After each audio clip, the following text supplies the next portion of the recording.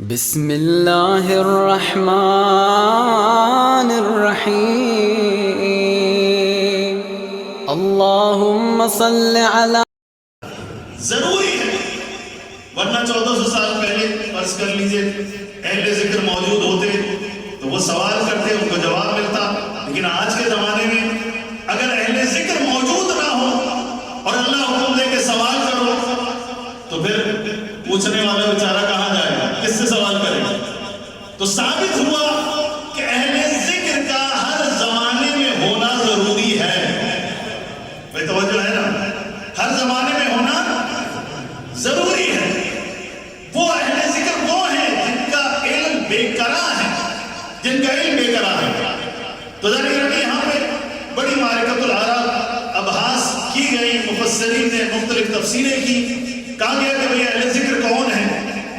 تو کسی نے کہا، کسی مفسر نے کہا کہ یہاں پر اہل ذکر سے مراد صحابہ کرام ہیں، علماء اسلام ہیں، دانشور حضرات ہیں. لہذا اگر تمہیں کچھ نہیں آتا تو پھر صحابہ سے پوچھو، دانشوروں سے پوچھو، علماء سے پوچھو. تو ذرا گرامی عرض کیا کہ اللہ سبحانہ وتعالیٰ اس آیت کو مطلق قرار دے رہا ہے، اور سوال کرنے کو اللہ نے جب مطلق قرار دیا ہے تو یہاں سے سمجھ میں آتا ہے کہ یہ وہ لوگ ہیں کہ جن کا علم بے قرار ہے، جبکہ صحابہ کا علم محدود تھا. صحابہ کا علم محدود تھا. اور ظاہر ہے کہ ہمارا دعویٰ نہیں ہے، بلکہ ظاہر تمام مسالک اسلام جتنے بھی ہیں، ہمارے اہل سنت برادران بھی، وہ بھی اس بات کو مانتے ہیں کہ صحابہ کا علم بھی محدود تھا. ایسا نہیں تھا کہ ان سے جو بھی سوال کرو گے ہر سوال پہ جواب ملے گا. نہیں، بہت ساری جگہوں پر وہ کہتے تھے ہمیں اس بات کا علم نہیں ہے.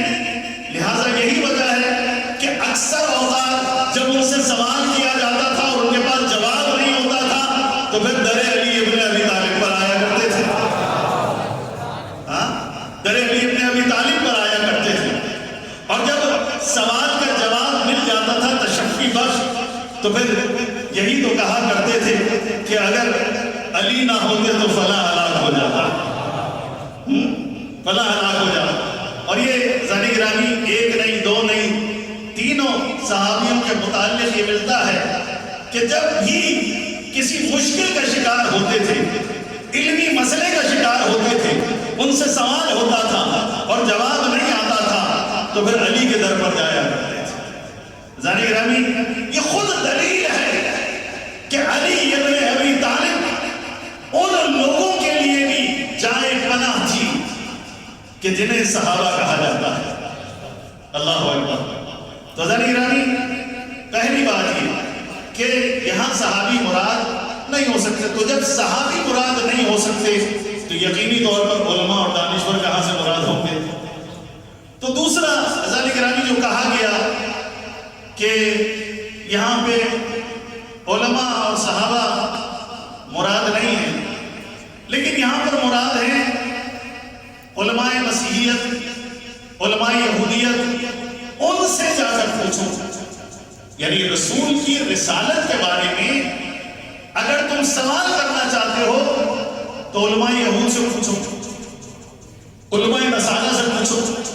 اللہ اکبر. ذانی گرامی آپ تصور کریں کہ سوال ہے رسول کی رسالت کا، دین کی حقانیت کا، قرآن کی حقانیت کا، اور سوال کرو علماء مسیحیت سے، علماء یہودیت سے، ان سے جا کر سوال کرو.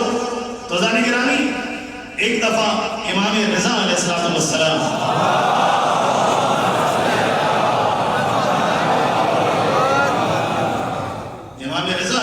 السلام مامون کے دربار میں پہنچے. دیکھا علماء کا جمع غفیر. اللہ اکبر. ایک دفعہ زہرا کے لال کو جلال آیا، مناظرے کا ماحول تھا. ایک دفعہ علی کے بیٹے نے، فاطمہ کے بیٹے نے ایک دفعہ کہا کہ جو سوال کرنا ہے سوال کر. واللہ نحن اہل الذکر، ہم اہل ذکر ہیں. ہم سے جو پوچھنا ہے پوچھ لیں. تو ایک دفعہ کچھ علماء کھڑے ہو, چہرہ بگڑ گیا, کہا کہ بھائی آپ کہتے ہیں کہ آپ اہل ذکر ہیں, جبکہ ہمارا علم یہ کہتا ہے کہ رسول کی رسالت کے بارے میں اور دین کی حقانیت کے بارے میں اگر پوچھنا ہے تو علماء یہود سے پوچھو, علماء نصارہ سے پوچھو. تو یہاں جو مراد ہے اہل ذکر وہ علماء نصارہ ہیں, علماء یہود ہیں. تو ایک دفعہ علی کے بیٹے امام رضا علیہ السلام نے ارشاد فرمایا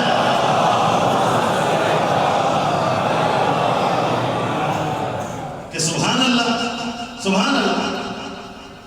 اگر آپ اہل کتاب سے پوچھو گے, نصارہ سے پوچھو گے, یہودیوں سے پوچھو گے, تو وہ تمہیں حق بتائیں گے یا باطل بتائیں گے؟ وہ تمہیں دین اسلام کی طرف دعوت دیں گے یا اپنے دین کی طرف دعوت دیں گے؟ اللہ اکبر. مجمع کے اوپر سکوت چھا گیا, مجمع کے اوپر سکوت چھا گیا. اور ایک دفعہ مامون کھڑا ہوا اور کھڑا ہوا پوچھتا ہے جب نا رسول اللہ, اگر یہاں پر دانشوران یہود و نصارہ مراد نہیں ہے تو پھر کون مراد ہے؟ کہا کہ نحن اہل البیت, نحن اہل البیت. دیکھو یاد رکھنا, اس آیت میں جس ذکر کو اللہ سبحانہ و تعالیٰ نے بیان کیا ہے فاسألوا اہل الذکر ان کنتم لا تعلمون, ذکر رسول خدا ہے اور آل الرسول آل البیت ہے. آل الرسول کون ہے؟ وہ اہل الذکر ہے. ذکر رسول خدا ہے اور ان کی آل اہل الذکر ہے. لہذا جو سوال کرنا ہے تم ہم سے کر سکتے ہو. تو حضرات گرامی بات بھی سمجھ میں آنے والی ہے کہ صحابہ کرام ہر زمانے میں تو موجود نہیں ہیں, موجود ہیں آج کے زمانے میں یقیناً نہیں. ایک زمانہ تھا جب صحابہ کرام موجود تھے, پھر تابعین کا زمانہ آیا, تو ایک حد تک ایک عرصے تک صحابہ موجود رہے, اس کے بعد صحابہ منقرض ہو گئے, ان کی نسل منقرض ہو گئی. لیکن واحد ائمہ اطہار علیہ السلام کی نسل ہے کہ جو ہر زمانے میں موجود رہی اور آج بھی فاطمہ کا بیٹا مہدی موجود ہے.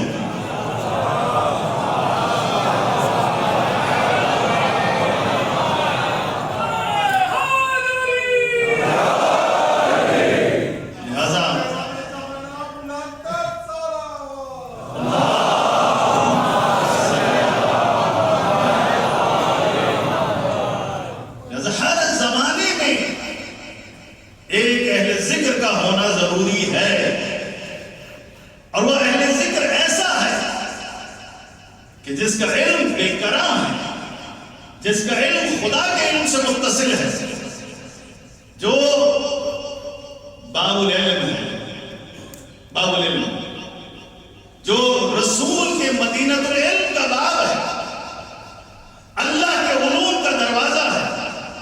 اللہ اکبر. حضرات گرامی, یہ جو رسول اللہ صلی اللہ علیہ وسلم کی حدیث ہے,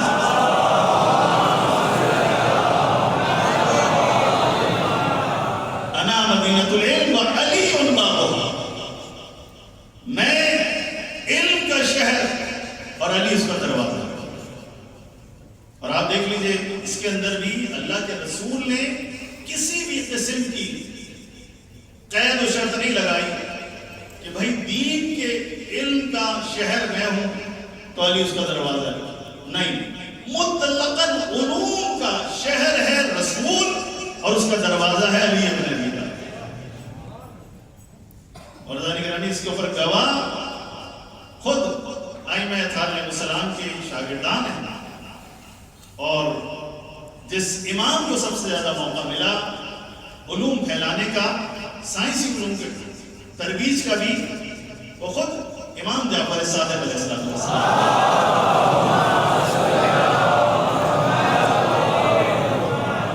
لہذا نہ صرف علم فقہ, علم کلام, بلکہ تجربی علوم کو بھی امام جعفر صادق نے اپنے شاگردوں کو تعلیم فرمایا. اور جیسے روایات میں ملتا ہے، تاریخ نے بیان کیا کہ 4000 امام جعفر صادق علیہ السلام کی یونیورسٹی کے اندر شاگردان موجود تھے، فقط شیعہ نہیں تھے، دوسرے مسالک کے لوگ بھی در امام جعفر صادق علیہ السلام پر آ کر علم حاصل کیا کرتے تھے۔ صلوات بھیجے محمد والے